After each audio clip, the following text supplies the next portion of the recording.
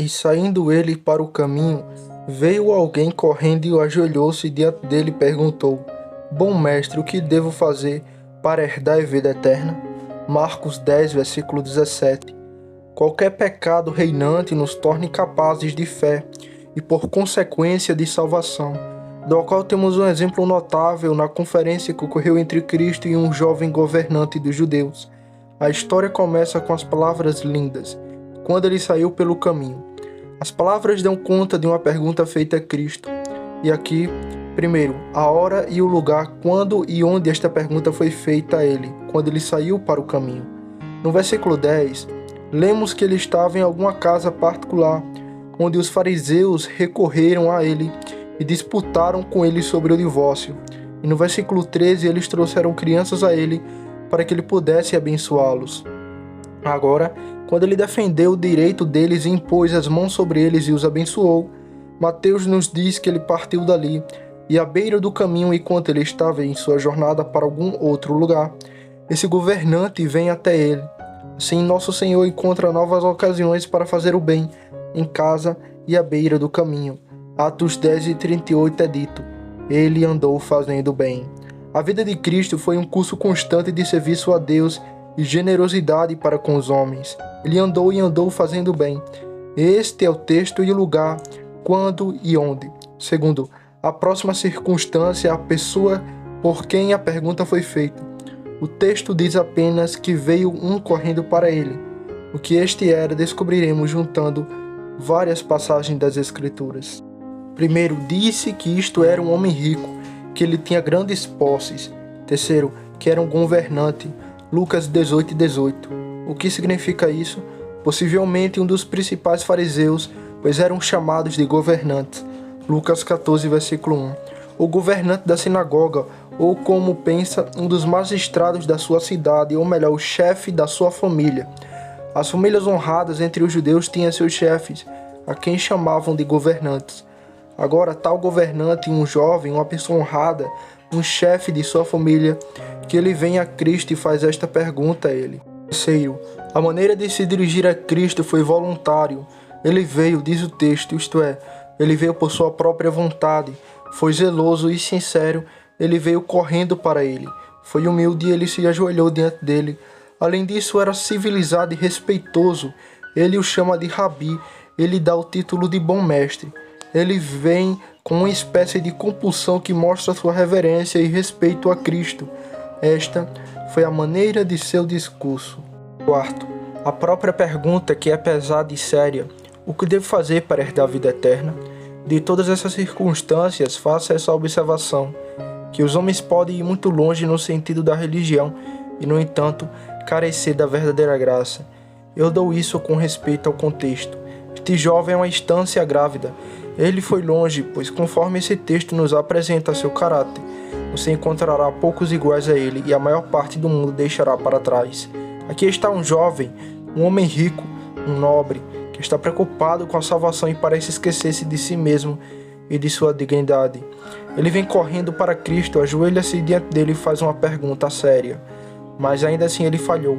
O contexto mostra que quando ouviu os termos de Cristo, ele foi e partiu triste. Para se confirmar a observação, primeiro mostraria o que era louvável nesse jovem. Segundo, onde estava o defeito e a culpa, pois aqui parece haver nada além do que é justo e plausível. Ele vem e se ajoelha diante de Cristo e diz: Bom mestre, o que devo fazer para herdar a vida eterna? Primeiro, há algo sim muito louvável nele e digno de imitação. Isso aparecerá considerando primeiro a questão que ele coloca, segundo a qualidade da pessoa que ele propôs, e terceiro, a maneira. Primeiro, a pergunta foi feita: o que devo fazer para herdar a vida eterna? Esta pode ser uma substância. É uma boa pergunta e muito necessária para todos perguntarem. Nossos corações estariam em um quadro muito melhor do que estão se perguntássemos mais e com mais frequência: como devemos fazer para sermos salvos? Primeiro, não se trata de outro homem, mas de si mesmo. Lemos sobre uma pergunta penitente feita por Pedro a Cristo. João 2:21. Senhor, o que fará este homem? Muitos não olham para dentro e estão ocupados com os interesses dos outros, mas aqui não é o que eles devem fazer, ou o que os outros devem fazer. Mas, bom mestre, qual é o meu dever? O que devo fazer para ser salvo? Segundo, não é uma pergunta curiosa ou a proposta de alguma dúvida intricada em um bom debate. Tito 3:9. Evite perguntas tolas. Perguntas curiosas argumentam libertinagem. Aqueles que são sinceros disputarão sobre pontos desnecessários e inúteis, mas negligenciarão aqueles que são mais importantes e necessários. É uma regra verdadeira. Ele é deficiente em necessidade que transborda em superfluos. Aqueles que se entregam totalmente à vã discussão negligenciam assuntos mais necessários e lucrativos. Mas a pergunta do jovem não é sobre especulações curiosas, mas um ponto importante. O que devo fazer para ser salvo? Terceiro, não se trata do corpo, mas da alma. Existem coisas necessárias para o homem exterior. Questões dessa natureza são abundantes entre nós. O que devemos comer, o que devemos beber, o que devemos vestir. A preocupação de todos os homens é com o corpo e essas questões mundanas, mas deixaram seus corações perplexos. Como devo ser vestido e alimentado? Mas a pergunta deste jovem não é sobre nenhum assunto do mundo, mas sobre a sua salvação de sua alma. Como devo fazer para viver para sempre com Deus? Quarto, sobre sua alma. Ele não pede uma coisa frívola ou pequena, mas uma coisa de maior importância em toda a divindade. O que devo fazer para herdar a vida eterna? Um assunto pesado, mais pesado de todos os outros. Busque primeiro o reino de Deus e sua justiça. Mateus 6:33. Provérbios 4, versículo 7 diz: a sabedoria é a coisa principal, portanto, adquira sabedoria e com tudo o que você possui, obtenha o entendimento. E certamente uma pergunta como essa revela um bom espírito. Primeiro, que ele não era saduceu, pois indaga sobre a vida eterna que eles negaram. O jovem era alguém que acreditava no céu e no inferno e indaga sobre o caminho para escapar e obter um e o outro não. Segundo, ele descobre alguma consideração sobre isso. Muitos dos próprios discípulos de Cristo sonharam com o reino terreno. Ele estava sempre fazendo perguntas a Cristo sobre isso. Senhor, é neste tempo que restaurarás o reino a Israel? Atos 1, versículo 6. Mas seus pensamentos estavam mais no reino dos céus do que em um reinado temporal que ele imaginava para si mesmo. Terceiro, descobriu que era muito sensível à conexão que existe entre o fim e os meios, que algo deve ser feito para a vida eterna. Existem alguns homens que gostariam de ter o céu e a felicidade, mas relutam em arcar com isso. Deixe-me morrer até a morte dos justos, e deixe meu último fim ser como o dele. Números 23, versículo 10. Mas devemos viver assim se quisermos morrer assim. É uma tolice presunçosa esperar pelo fim sem os meios. Existem meios que levam ao fim, que devem ser investigados e considerados por nós. Bem, então até aqui o fariseu está certo que sem santidade ninguém verá o Senhor. Quarto, esta questão assim colocada revela que ele estava ciente de que uma pequena coisa não serviria, nem o pouco de declaração e profissão externa. Esta não era uma pessoa vaidosa e desgredada, mas um homem moral e que havia feito muito. Ainda assim, que boa coisa devo fazer? Quinto, esta foi a missão e grande coisa que trouxe a Cristo, para encontrar o caminho para o céu e a verdadeira felicidade. O homem era rico, mas viu que sua felicidade não estava nas riquezas, mas na salvação. E então ele foi a Cristo para aprender como deveria fazer e como obtê-la. Muitos seguiram a Cristo por outros motivos, alguns por seus milagres. Ele curou suas doenças, outros para os pães. João 6:26. Mas ele vem a eles sobre a vida eterna. Essa questão foi colocada com seriedade. E ele não perguntou de brincadeira, mas com maior seriedade. Quando os homens estão convencidos, as coisas agora começam a ser reais e parecem diferentes do que eram antes. E eles pensam, falam como homens em outro mundo. O pecado é outra coisa. E eles costumavam se maravilhar com o que havia e fazia com os homens, e manterem tanto orgulho e barulho sobre o pecado. Que grande mal fazia ter um pequeno fazer proibido, que era difícil ser mantido tão próximo ao dever. Mas agora eles têm outros pensamentos, alguns estão ansiosos, todos são solícitos e cuidadosos, e entram em consulta sobre os meios de salvação. E quando os coríntios ficam tristes com a carta de Paulo, em 2 Coríntios capítulo 7, versículo 11, que cuidado ele forjou em você. Em suma, as perguntas necessárias são melhores do que as boas e impertinentes, e as questões práticas são melhores do que as especulativas, e as questões sobre coisas espirituais e eternas são melhores do que aquelas que dizem respeito apenas ao temporal. As perguntas sobre a alma são melhores do que as que dizem respeito ao corpo, na medida em que a alma supera o corpo e o céu supera o mundo. Onde estava a culpa de tudo isso? Vou mostrar isso aos poucos, apenas menciono agora que havia um fermento de legalismo. Ele pensou em ganhar o céu fazendo isso. Que coisa boa devo fazer? Como Mateus repete a pergunta em Mateus 19:16. Até agora temos o caráter do homem justo. Ele foi alguém que fez uma pergunta muito séria e importante a Cristo. Uma pergunta que deveria estar mais em nosso coração. Em segundo lugar, vamos considerar a pessoa por quem foi colocado. Por um jovem na flor da idade, por um homem rico na plenitude de sua riqueza, por um homem de boa posição e também de boa condição, por um governante enquanto ele estava em seu poder e império. Primeiro, achamos que ele é um jovem, e Július, no que diz que é aquele que ainda não completou seu quarto centenário, isto é, ainda não completou 28 anos de idade. Os jovens geralmente são vaidosos e não há nada que os importe menos do que a salvação de suas almas. Se um velho tivesse feito essa pergunta a Cristo, teria sido menos notável. É hora deles pensarem em outro mundo que já tem um pé na cova. Mas este jovem vem a Cristo para indagar sobre a vida eterna. Oh, que outros jovens imitariam seu exemplo e iriam tão longe quanto aquele que ainda estava aquém, como veremos no decorrer da história. Há uma presunção ignorante e profana que possui a mente de muitos homens de que não é necessário que os jovens estudem as Escrituras, ou se preocupem muito em pensar no céu e na vida futura, porque eles são jovens, fortes e vigorosos, e provavelmente viverá muitos anos.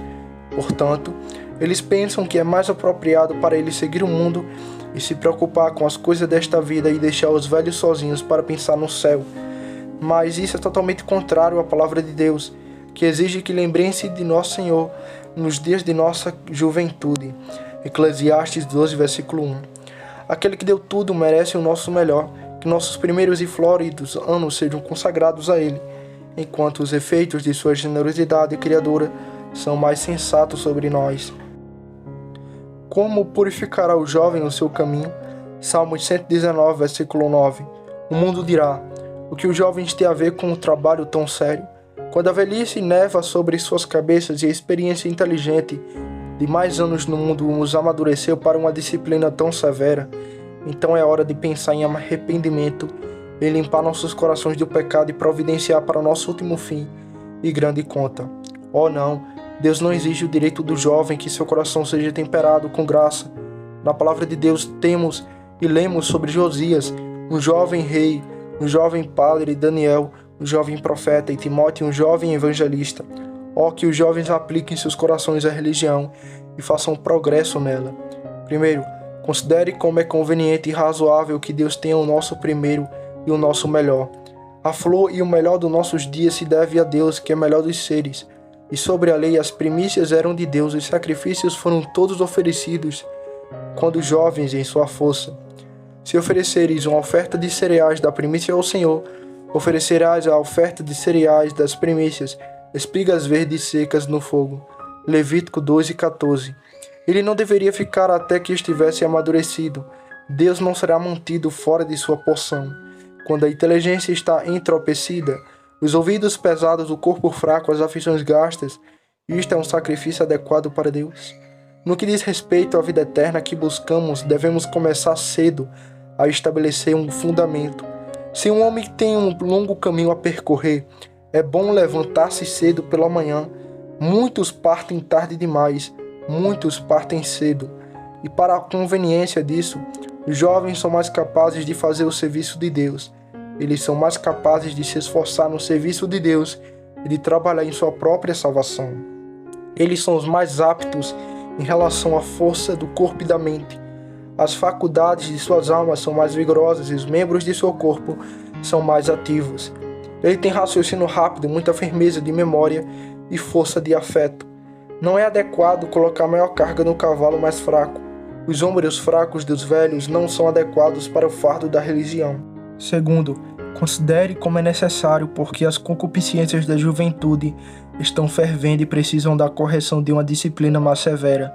Os jovens são inclinados à liberdade e aos prazeres carnais, e são mais propensos a serem desviados do caminho certo pelos movimentos da carne, e são obstinados e obtêm suas paixões. Portanto, eles precisam cuidar do mundo vindouro e exercitar-se em santidade mais do que os outros.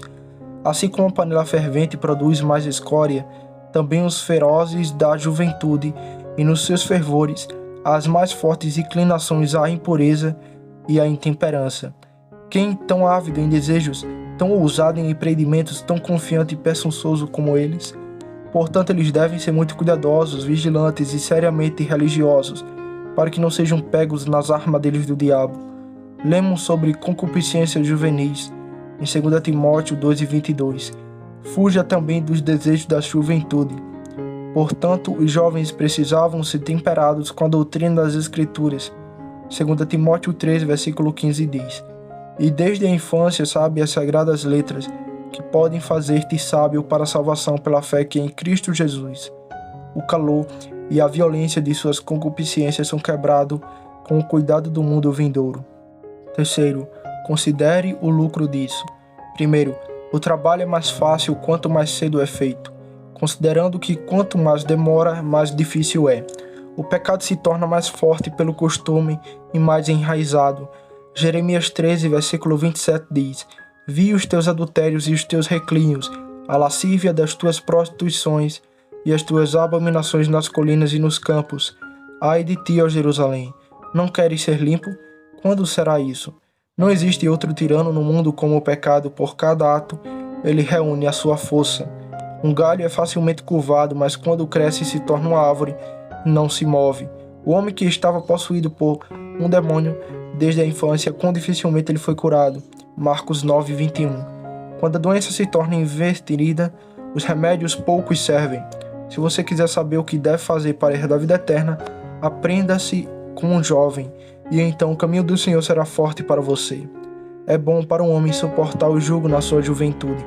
Lamentações 13:27. Segundo, você por meio deste fornece o conforto da velhice. Se você servir a Deus em seus dias bons, Ele o ajudará melhor naqueles dias ruins que não há prazer. Isaías 46, versículo 3 ao 4. Ouça-me, ó casa de Jacó, e todos os restantes da casa de Israel, que são gerados por mim desde o ventre, que são carregados desde o ventre. E até a tua velhice eu sou ele, e até mesmo até as grisalhas eu te carregarei. Não será então nenhum pesar para você quando velho, por ter conhecido Deus quando jovem, ao passo que, por outro lado, as vaidades da juventude serão um fardo da idade. As alegrias vazias da juventude são as amargas tristezas da velhice, disse Santo Ambrósio. Terceiro, nosso grande trabalho deve ser feito uma vez, e é colocado fora de perigo quando pensamos seriamente no céu, enquanto somos jovens. A maioria adia esse cuidado principal na esperança de uma vida longa. Tanto os jovens quanto os velhos podem morrer.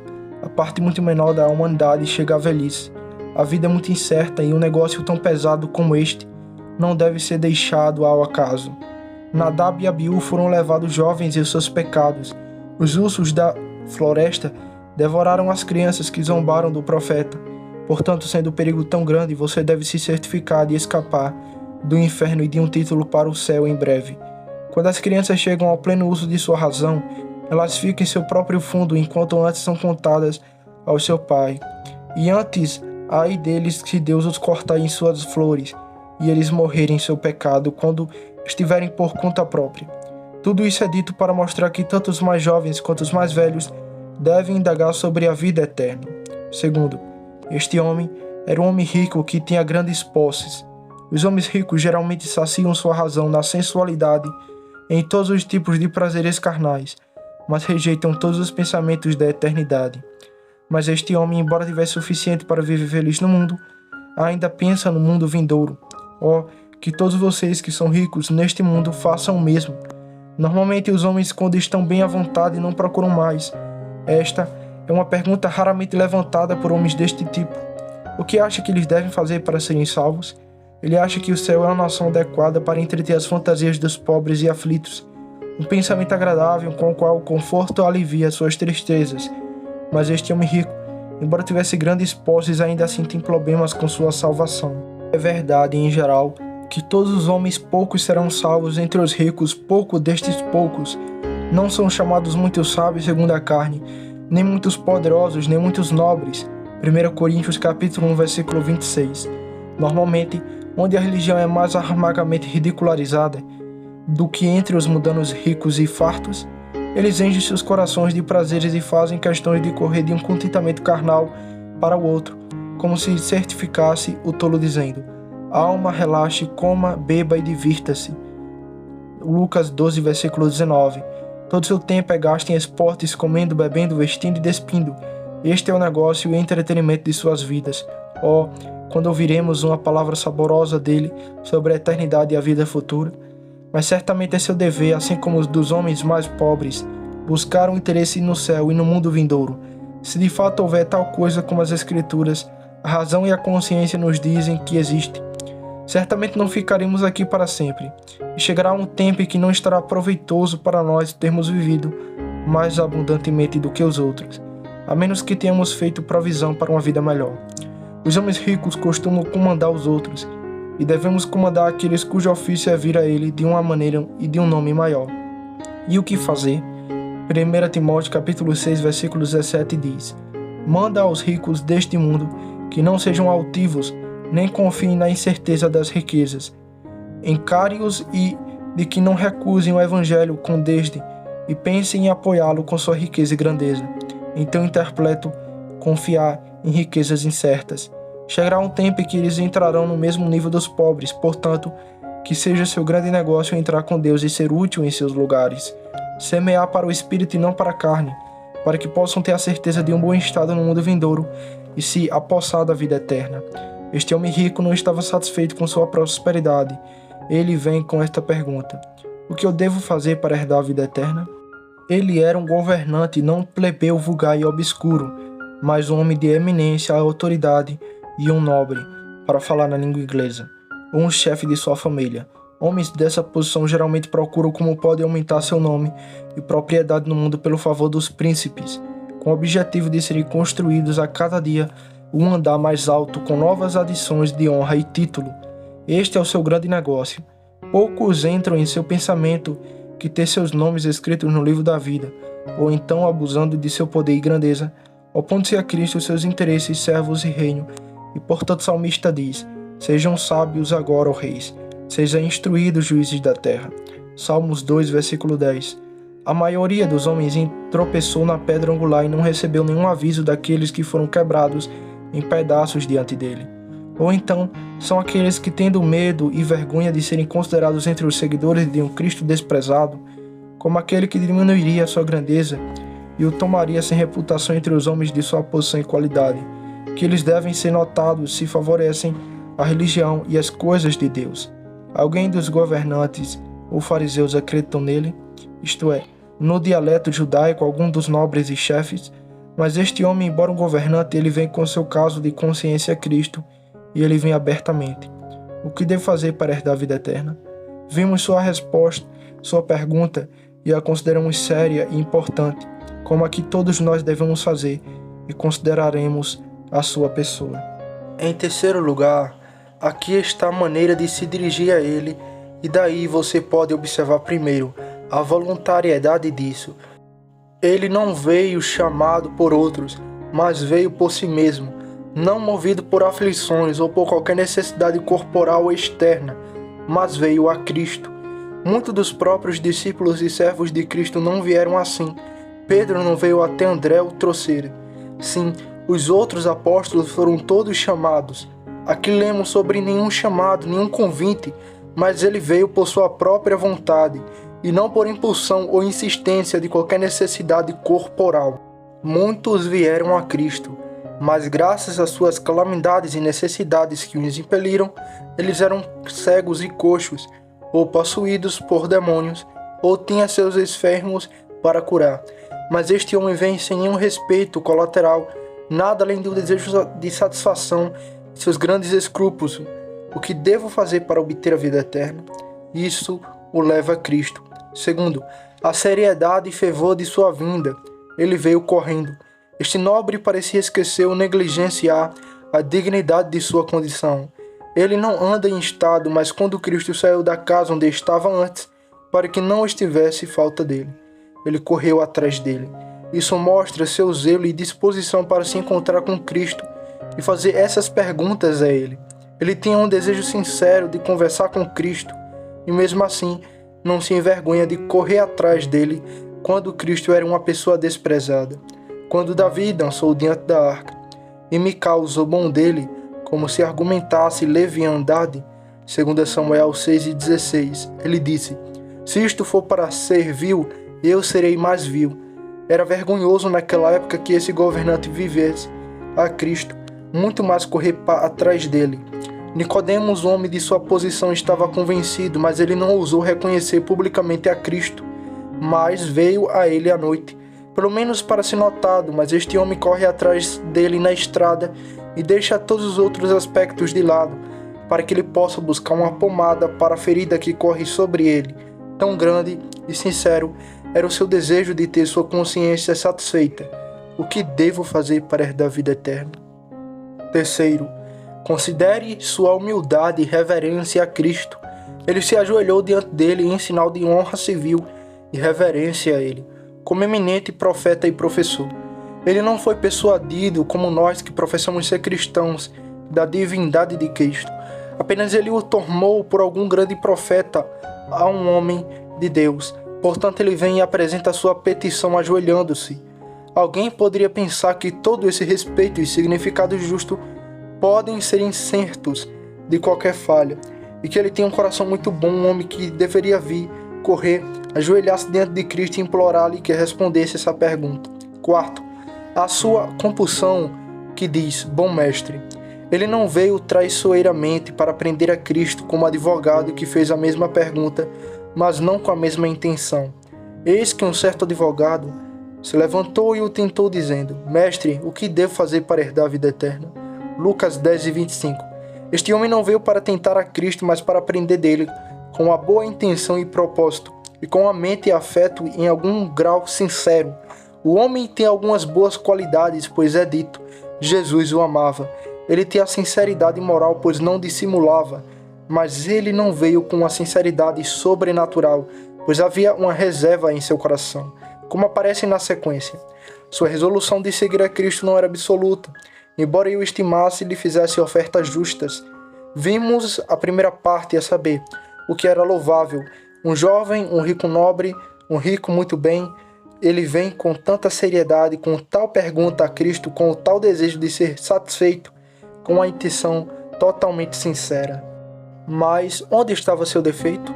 Por tudo o que foi dito, o homem pensaria que tudo isso enquanto eu estivesse descrevendo algum santo raro.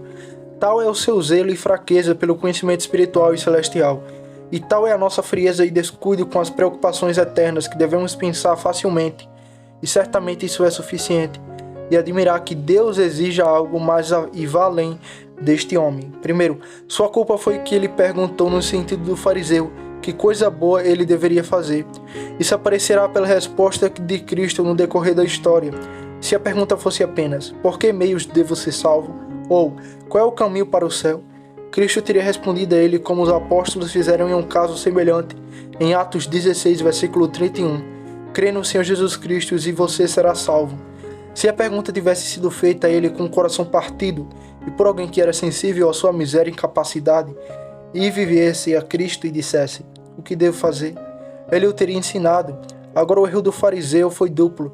Ele pensou que os homens poderiam ser salvos por suas obras, que essas obras estavam em seu próprio poder. Ele não pensou em nada além de ser salvo pelo mérito de suas próprias obras, que estava totalmente fora do peso de Deus e mereciam a vida eterna. Como os judeus em outros lugares, Romanos 9, versículo 31 ao 32 diz: Israel, que seguiu a lei da justiça, não alcançou a lei da justiça. Por quê? Porque eles buscaram isso não pela fé, mas como se fosse pelas obras da lei. Eles eram ignorantes da lei e de si mesmo, ignorante da lei, e portanto buscou a justificação pelas obras da lei, e não pela fé. Ignorantes de si mesmo e portanto presumidos de sua própria força, como se fosse capaz de fazer qualquer bem que lhe fosse prescrito, como os judeus disseram a Cristo em João 6, versículo 28, que faremos para realizarmos as obras de Deus? Eles estavam confiantes em seu próprio mérito e força. Aqui estava a sua culpa, que ele era como os outros judeus, ignorante da lei, ignorante de si mesmo, da lei, que não há posição diante de Deus por essa aliança, e de si mesmo que ele tinha força total para realizá-lo. Os homens, por sua natureza, retêm uma impressão tão profunda do pacto de obras e ignoram a perfeição da lei e sua própria impotência, que não conhecem outro meio de alcançar a vida eterna, senão por suas próprias obras, e não duvidam que o farão. Bem o suficiente se Cristo lhe disse o seu dever, eles o cumprirão. Em resumo, esse jovem era convencido de uma justiça em si mesmo e de si mesmo. E se Cristo lhe tivesse respondido de acordo com esse humor, ele não teria feito mais bem a ele do que se um médico dissesse a um coxo: corra e você será curado. E portanto o trabalho de Cristo era levá-lo a um quebrantamento de coração pelo conhecimento da lei, de si mesmo e de sua própria fraqueza, como você verá depois. Segundo, sua próxima falha foi seu amor pelas riquezas e pelas coisas mundanas, que é uma obstrução perigosa e uma permissão para a salvação. Boas intenções e boas ofertas não lucram onde alguma coisa é amada mais do que Deus, onde o mundo não é vencido e a mente carnal e o interesse não são mortificados, pois não devemos confiná-lo apenas às riquezas, mas ao prazer e à honra, ou qualquer coisa assim. Pois quando Cristo lhe ensinou que ele era Senhor e soberano, e poderia dar leis, e lhe deu uma lei para experimentá-lo: venda o que você tem e dê aos pobres, e venha e tome a sua cruz e siga-me. Ele foi embora muito triste. A menos que toda afeição e interesse nossa seja depositado aos pés de Cristo, não nos converteremos completamente a Ele. A partir dessa história, considere quem acredita que deve determinar que Deus é seu bem maior. Jesus Cristo é o único caminho para Deus. Deve haver uma intenção de Deus como fim último e uma escolha de Cristo como último meio. Deve haver quebrantamento de coração, renúncia ao mundo e total dependência de Cristo como único Salvador para nos levar a Deus. Isso pode nos humilhar, que não vamos tão longe a nos alertar para que não descansemos aqui. Primeiro, para nos humilhar. Infelizmente, a maioria dos homens não vão tão longe quanto este jovem rico, que vem tão seriamente a Cristo sobre uma questão de vida eterna. É um ditado de Atanásio: quisera Deus que todos os homens chegassem a ser hipócritas. Ele não quer dizer dissimulação, mas obediência parcial. Seria uma bênção para o mundo se todos os jovens fossem tão longe quanto esse jovem, assim como, primeiro, ter seus pensamentos sobre a vida eterna.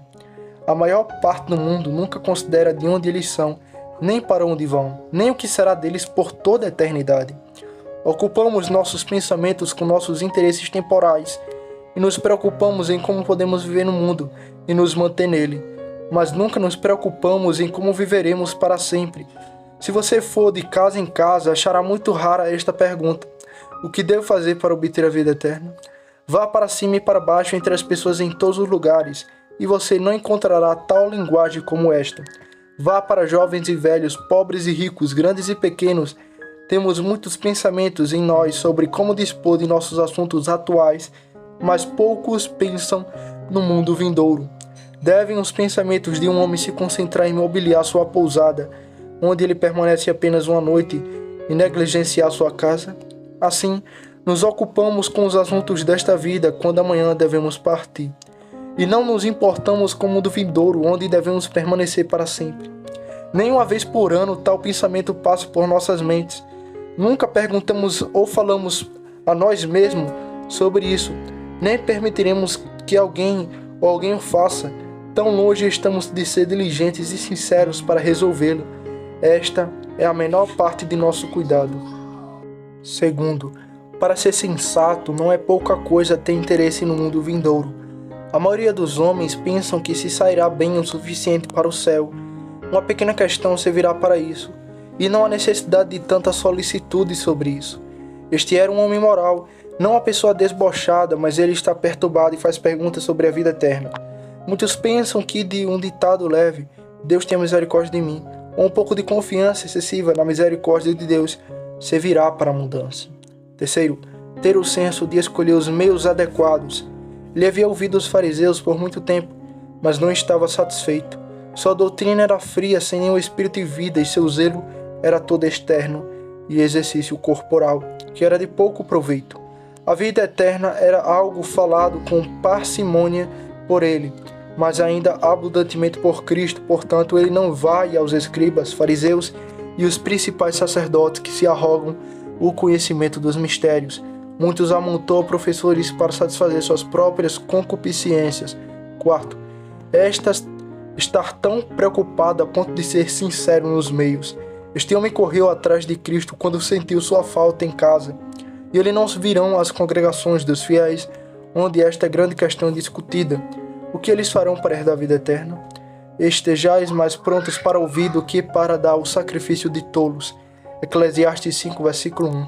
Seja pronto para ouvir. Tiago 1,19. Mas somos frios, negligentes e negligentes ainda mais. Muitos estão tão prontos para rejeitar os meios deles e dizer a Deus: afaste-te de nós, porque não desejamos o conhecimento dos teus caminhos. Jó 21,14. Esses meios que deveriam lhe fazer bem são tediosos e cansativos. Portanto, isso deve nos humilhar para que não cheguemos tão longe quanto este fariseu. Em segundo lugar, para nos advertir, não descanse em um trabalho comum. Primeiro, em um desejo do céu como sua única felicidade. Infelizmente, isso é algo comum tanto para regenerados quanto para não regenerados. Senhor, dai-nos sempre deste pão. João 6,34. Algum homem é um inimigo de si mesmo a ponto de não desejá-lo? Deixe-me morrer a morte dos justos e deixe meu último fim ser como o dele. Números 23:10. O homem natural pode discernir que a verdadeira felicidade não está nas coisas exteriores, mas na vida eterna, como este homem fez, e portanto pode ter um desejo como ele tinha.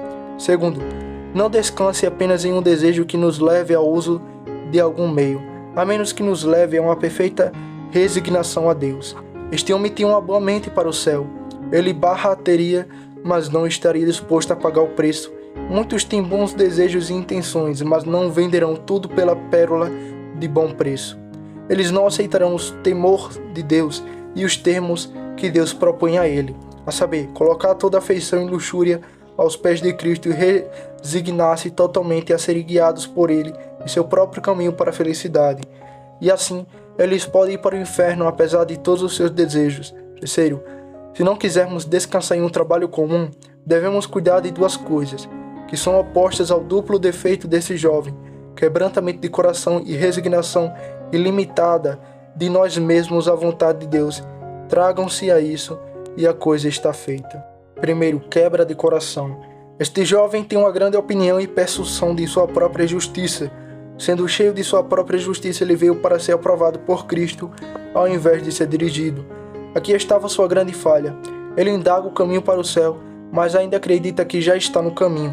Sim, já foi longe nesse caminho, santo em sua própria estimativa. Portanto, você deve nutrir um senso humilde de sua própria nulidade, pois Cristo ordenou que ele fizesse isso.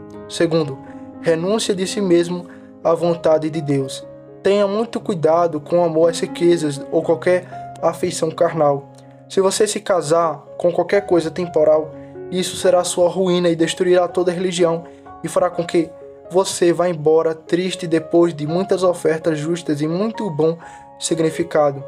É difícil para os ricos, mas até os pobres também têm suas dificuldades.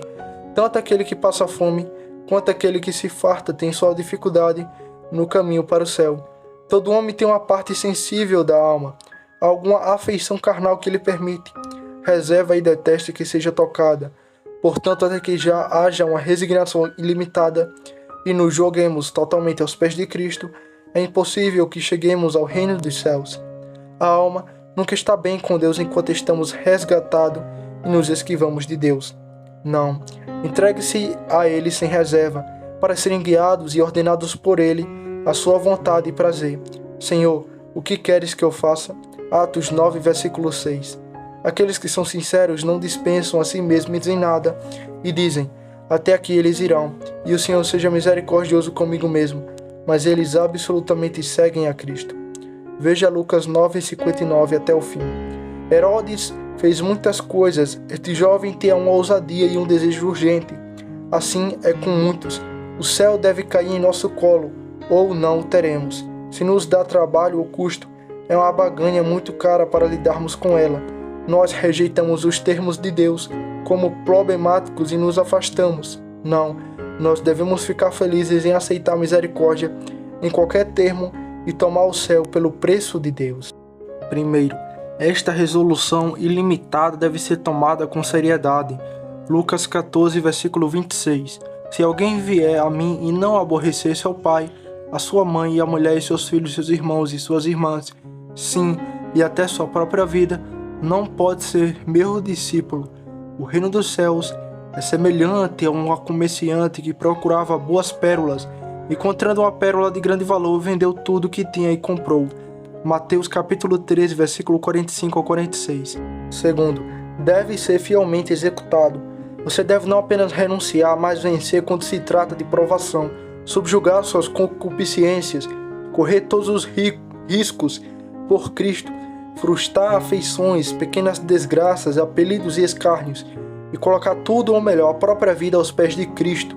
Então respondeu Pedro e disse-lhe: Eis que nós deixamos tudo e te seguimos, que teremos portanto? E Jesus respondeu e disse: Em verdade vos digo que vós, que me seguires na regeneração, quando o Filho do Homem se assentar no trono de sua glória, também vós assentareis em 12 tronos, julgando as 12 tribos de Israel. E todo aquele que tiver abandonado casas, ou irmãos, ou irmãs, ou pai, mãe, esposa, filho, terras, por causa do meu nome, receberá 100 vezes mais e herdará a vida eterna. Mateus capítulo 19, versículo 27 ao 29. Devemos arrancar um olho direito e cortar a mão direita. Mateus 5, 29, versículo 30.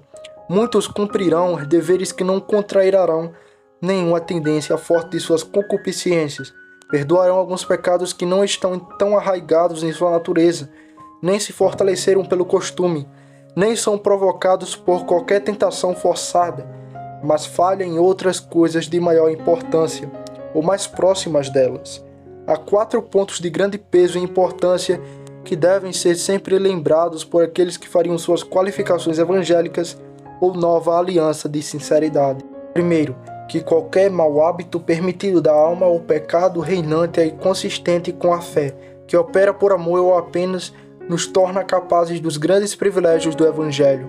Isso aparece pela natureza da conversão, que reside em 3 coisas: uma mudança da criatura para Deus, ou de eu para Cristo, do pecado para a santidade. João 5,44. Como vocês podem acreditar que receberam honra uns dos outros e não buscam a honra que vem somente de Deus? Não ameis o mundo nem as coisas que há no mundo. Se alguém ama o mundo, o amor do Pai não está nele. 1 João capítulo 2, versículo 15. Ninguém pode servir a 2 senhores, porque o há de odiar um e amará o outro, ou se apegará a um e desprezará outro. Não podeis servir a 2 homens, ou a 2 senhores. Mateus capítulo 6, versículo 24. Tiago 4, versículo 4. Adúlteros e adúlteras, não sabeis vós que a amizade do mundo é inimizade contra Deus? Portanto, qualquer que quiser ser amigo do mundo, constitui-se o inimigo de Deus. Quarto, que a isca usual do pecado reinante é o mundo. A grande dificuldade da salvação está no vício do homem em coisas mundanas ou satisfações temporais. Quando estes são os mais elevados em nossa estima, ou mais queridos em nossos corações, isso enfraquece o interesse de Deus em nosso cuidado com a salvação, nosso senso do mundo vindouro, nos quais o Deus deste mundo cegou o entendimento dos incrédulos. 2 Coríntios 4:4. Aquele que carece dessas coisas é cego e não pode ver de longe. 2 Pedro 1, versículo 9. Cujo fim é a destruição, cujo Deus é o seu ventre, e cuja glória está na sua vergonha, que se preocupam com as coisas terrenas. Filipenses 3, versículo 19. O mundo nos afasta da busca séria pelo céu. Lucas 10, versículo 41-42 diz: Marta, Marta, tu és cuidadoso e preocupado com muitas coisas, mas uma coisa é necessária. Nos faz encolher nas provações, e demais nos desamparou, tendo amado o presente século. 2 Timóteo capítulo 4, versículo 10. Que nossa inclinação para as coisas mundanas varia de acordo com o temperamento e a constituição dos homens. À medida que o canal é cortado, o rio corre. Tornamos cada um em seu próprio caminho. Isaías 53, versículo 6. Alguns são levados pelo orgulho, alguns pela vanglória, alguns pela sensualidade, alguns pelo mundanismo.